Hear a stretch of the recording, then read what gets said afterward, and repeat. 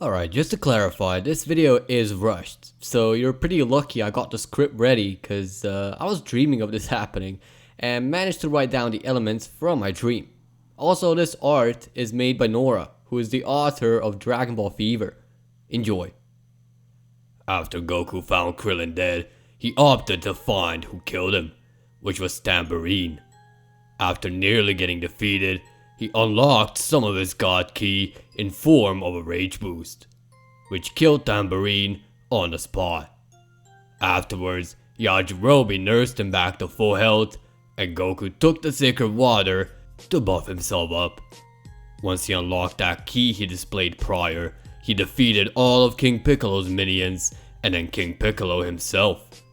Goku then set his way to Kami's lookout. What will Goku have in stock for his future? My name is Michael from Vegeta T23 and welcome to What If Goku Was Born with God Ki Part 4. Sit back and enjoy the intro. 11 o'clock, who's ringing my phone? I'm just cool, laid back like Nina Simone. And that's fresh.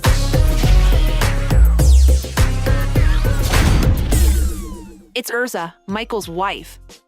Make sure you subscribe to Vegeta T23 and turn on notifications if you'd like to be notified of the next upload. If you wish to get the notification the second the video is out, join the T23 Discord server. The folks are friendly and you can meet your favorite Saiyajin King. All of the socials are in the description and on the channel page. Having arrived on the lookout, he was greeted by Mr. Popo. Goku rang the bell he was given by Korin to alert Popo that he is the chosen one Korin has appointed, and so Popo took some interest. Mr. Popo then challenges Goku to a battle. Mr. Popo then gets ready as Goku gets in his stance and is keen on Popo's movements.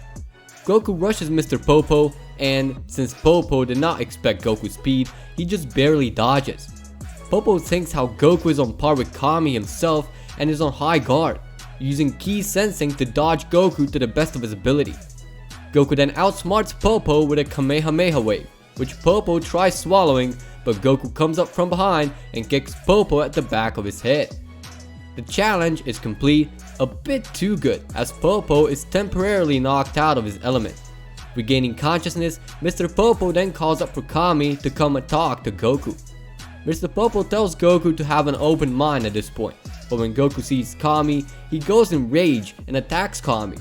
Kami just barely fends for himself, while telling Goku that he's not King Piccolo, which calms Goku down enough to hear Kami's story.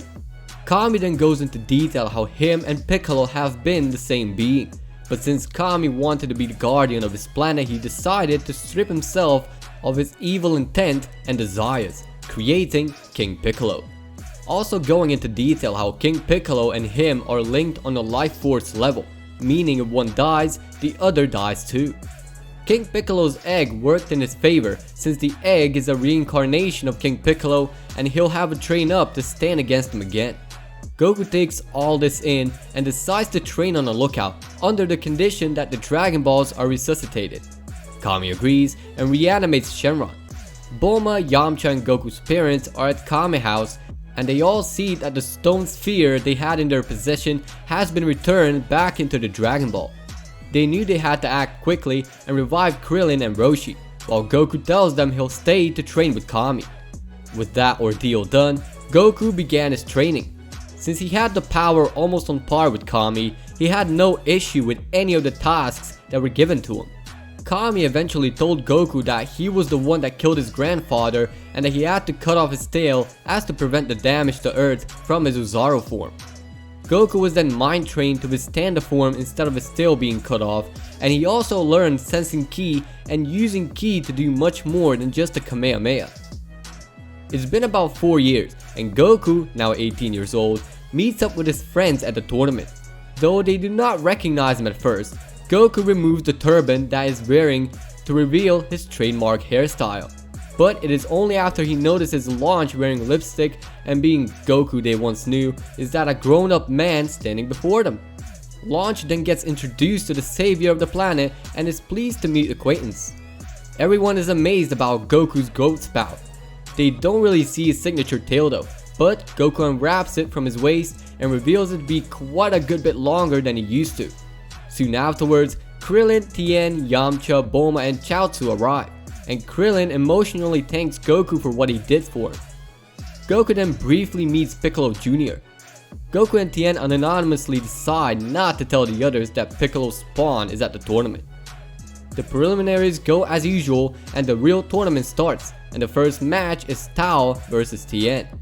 Mercenary Tao isn't a cyborg in this case, but uses every trick he knows to avenge his leave from the Crane School. Tien easily defeats a now humiliated Tao without any cuts on his chest this time around.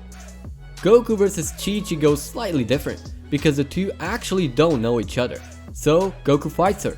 Chi-Chi is giving it her all, but simply cannot get a punch or a kick in. Anything she tried to fool Goku worked against her due to Goku knowing how to sense ki. Goku then outsmarted her into kicking him, which in turn made Goku disappear and Chi-Chi landing straight out of the arena. Next up is Krillin and Piccolo. That fight goes pretty much exactly the same, since Krillin hasn't really studied much of new stuff during the years, so he picks himself up and forfeits the match.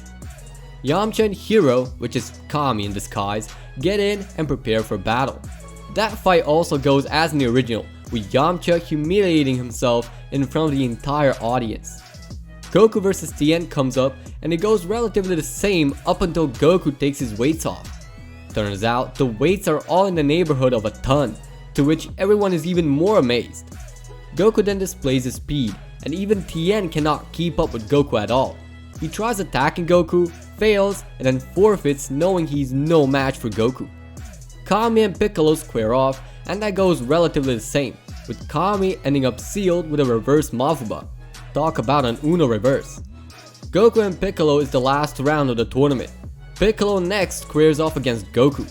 After some initial attacks, Piccolo attempts to destroy the arena and all the spectators with a powerful attack. Goku manages to deflect it though.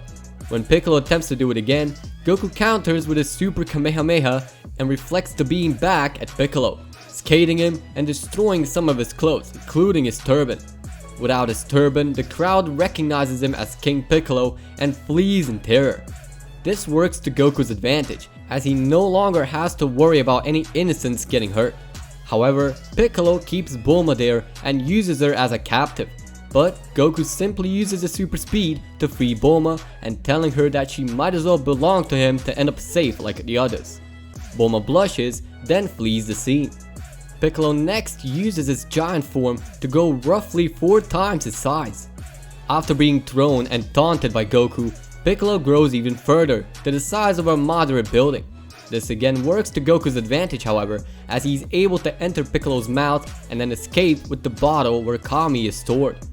Realizing that his great size is not helping him fight Goku, Piccolo returns to his normal size.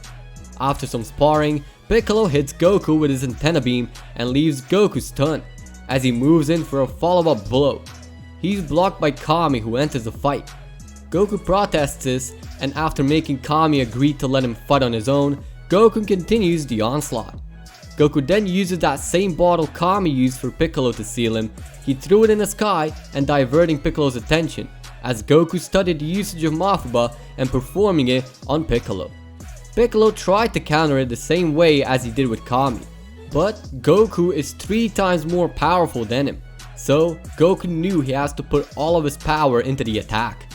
Piccolo is caught in the wave and trapped in a bottle. Capping it and sealing it, Piccolo was sealed for good and given to Kami to keep at the lookout as to prevent any further openings of the bottle. With that, Kami agrees to keep it on the lookout and seal the way for good, as Goku is pronounced the winner and the savior for the 2nd time now. And with that, we're leaving things be for now. Thank you for watching. If you believe I'm vaping too much, then click dislike. But if you liked the video, hit that like button. Please feel free to check out the sparring partners on my channel page and give them some love. If you'd like me to cover your idea in the near future, comment down below. And as always, peace out.